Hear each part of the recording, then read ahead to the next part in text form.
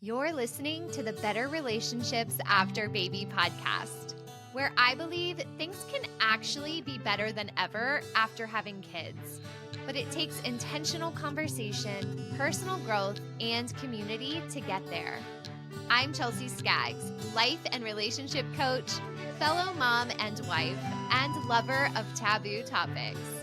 I'm here to give you insight, practical tools, and conversations to help your relationships survive and thrive through the big changes of parenthood. Let's get into today's episode. Hi, friends. I hope that this episode finds you in a place where you are supported and loved and finding some rest. I am rooting for you. And I also wanted to give a quick shout out to a couple of people who have given the podcast a rating over the last couple of weeks. You can do that on Apple by going to the show page, scrolling down and rating, and then leave a review. And on Spotify, you can hit the 3 dots in the corner and click on rate this show. So if this isn't helpful for you, please do me a huge favor and rate the show and leave a review to help us grow on the charts and to help this podcast reach more people. That will allow me to continue bringing more guests your way, to continue bringing more episodes. And I would love to get to the place where we're bringing on some sponsors as well. And it just means a lot. I know that sometimes I listen to podcasts in the car or on the go, and it can be easy to forget to rate and review. So here is my little reminder. This week, like many of you, I am thinking about the big things in our world. My heart is heavy. I'm feeling a lot of stress and tension about what it means to be living in 2025 in America. And there are a lot of things that were never things I thought that we would be dealing with, and fears that we'd be having, and conversations that we'd be having. And I also simultaneously believe in the importance of having a picture of something better, of having hope, of having things to hold on to, so that we don't just crumble. But today I am going to invite you to start this episode by doing a little imagination with me and just imagine all the things hitting the fan. Maybe it's zombies, maybe it's a blackout, you and your partner are locked in a bunker, no Wi-Fi, limited food, and just to make it more realistic, a toddler who refuses to eat anything but goldfish. What's the first thing that breaks? Is it going to be something in the world outside or your relationship? Now, chances are we're not going to enter an actual apocalypse, but let's be real. Life feels like an apocalypse sometimes, and there are more and more things that are causing stress and tension in relationships right now in 2025, specifically in the US, but I think that this is also true across the world.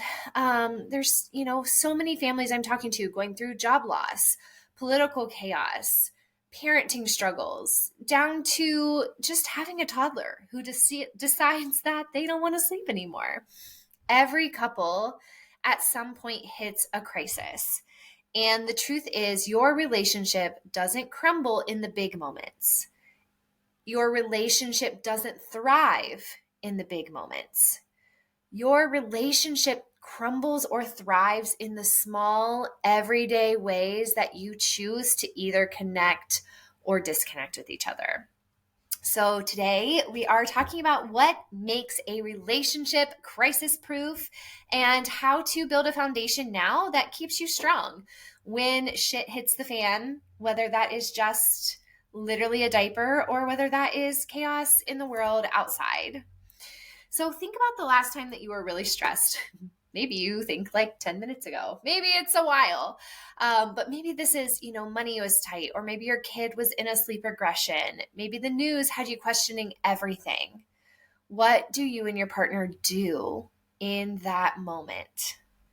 Because what we know is that couples don't fall apart in big dramatic explosions. They fall apart in the small daily cracks.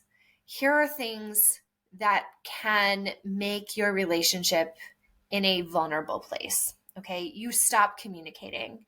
You assume your partner should know what you need, and when they don't, your resentment builds. Number two, you start keeping score. So if your stress is turning into the blame of who's doing more and who's carrying this load and who's more exhausted, baby, this is a red flag. Maybe you become more like coworkers than partners. So you're noticing that your relationship is all logistics.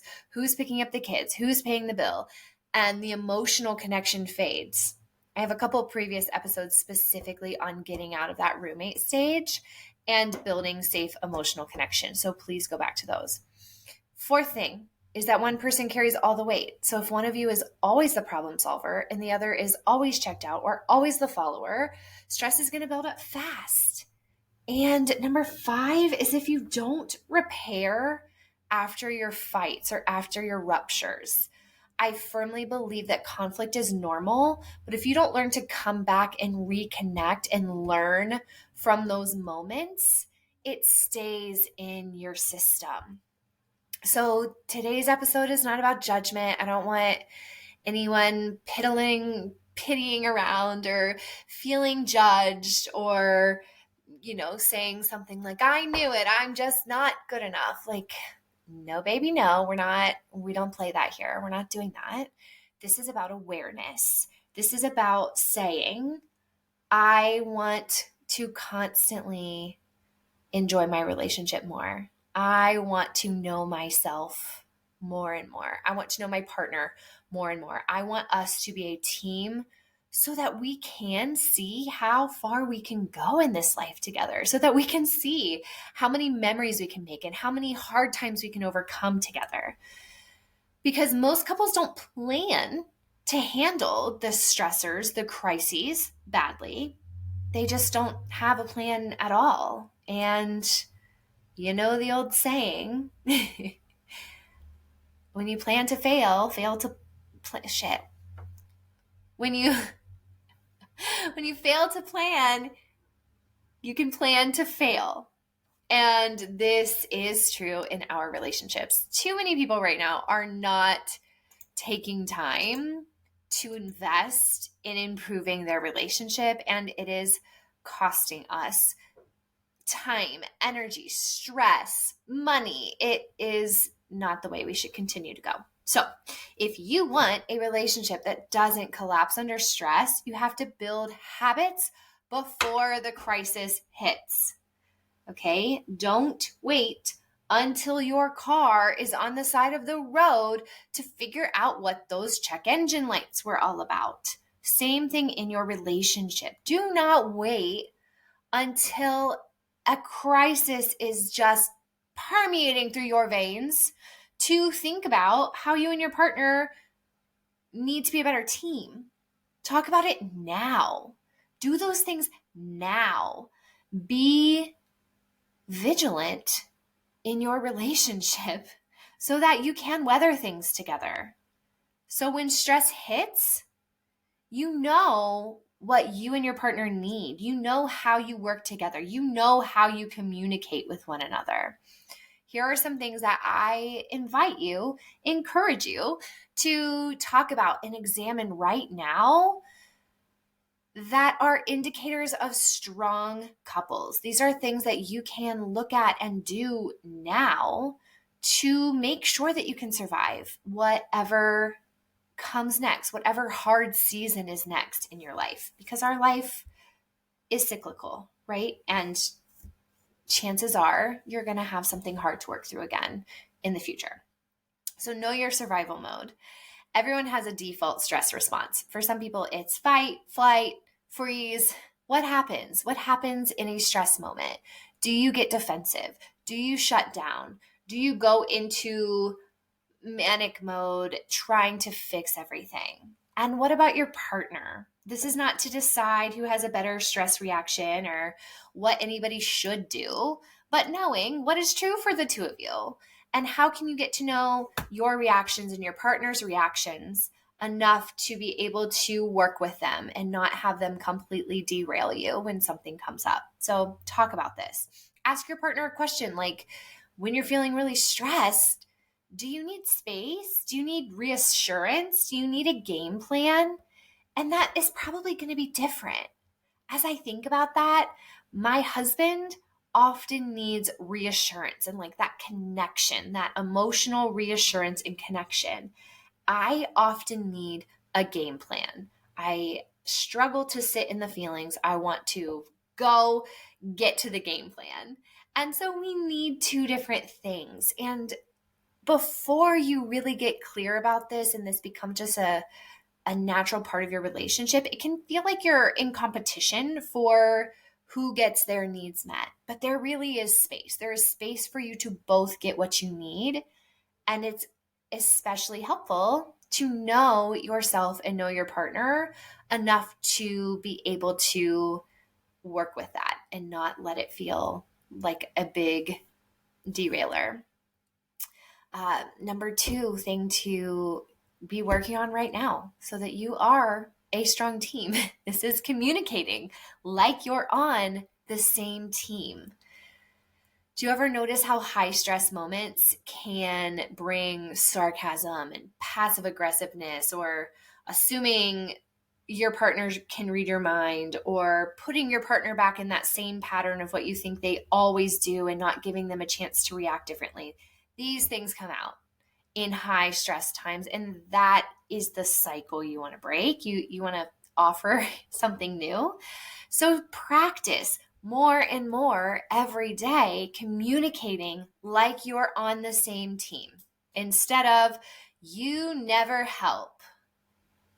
And there's probably, I'm not going to say any more words because maybe there are little ears listening, but there might be some other choice words that follow that when you're feeling really upset. But maybe try something like, I feel overwhelmed. Can you take care of blank tonight? We need to make some decisions about the pediatrician.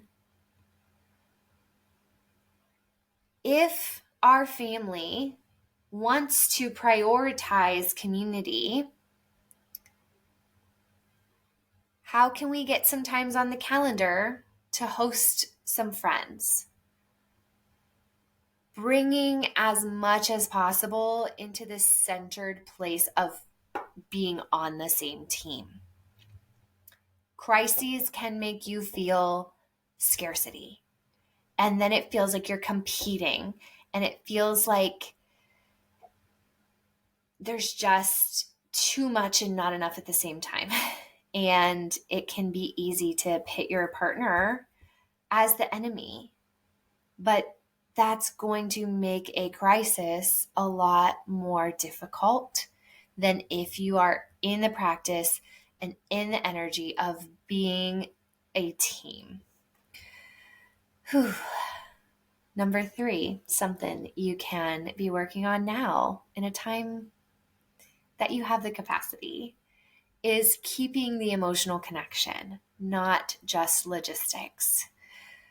This goes really hand in hand with the episode I did about getting out of the roommate stage, but it's just really easy to fall into the who's doing what cycle and forget to actually check in on each other.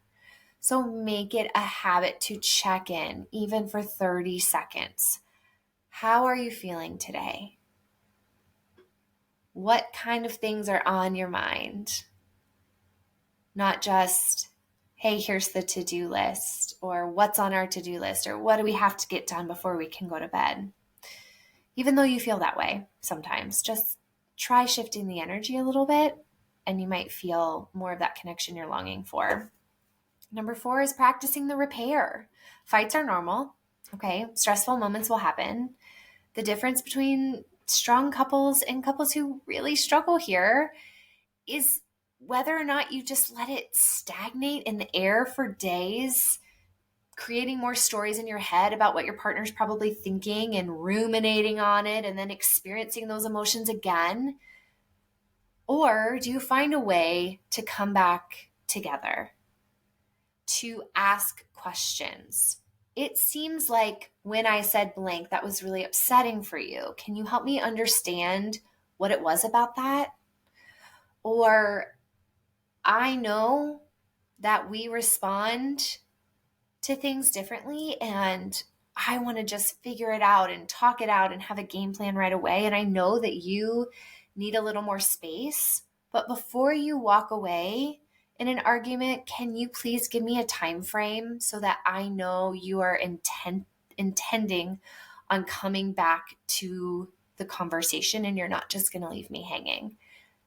Finding those ways to come back together, finding ways to learn from your disagreements, finding ways to be more curious than you are judgmental, repairing in these ways is going to save you a lot of the heaviness and a lot of the stress. Like, I wish I could reach back to myself years ago and help her to just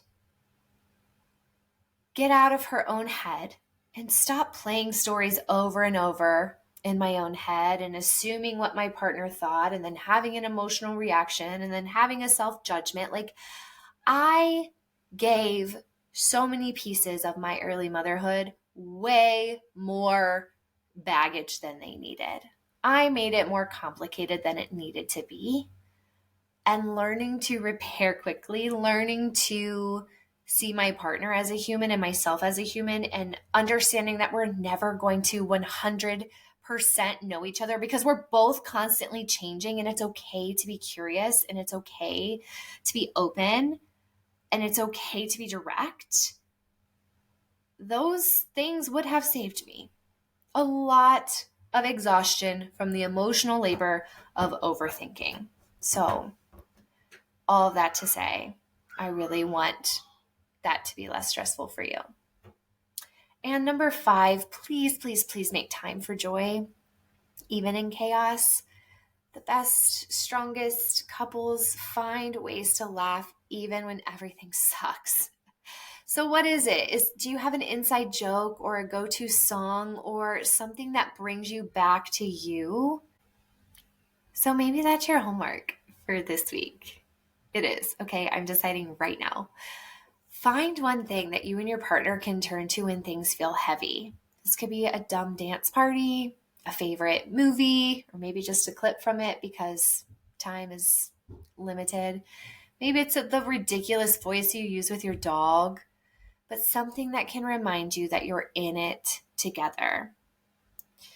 So, would your relationship survive an apocalypse?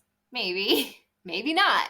But here's the thing, hard times are coming, and it's not a matter of if, but when. And I'm not just talking about, the financial stress and the political stress, although we really do have to say, yeah, that stuff is coming, and we don't have to be scared of it, but we have to be cognizant, and we have to equip ourselves and build up our toolbox.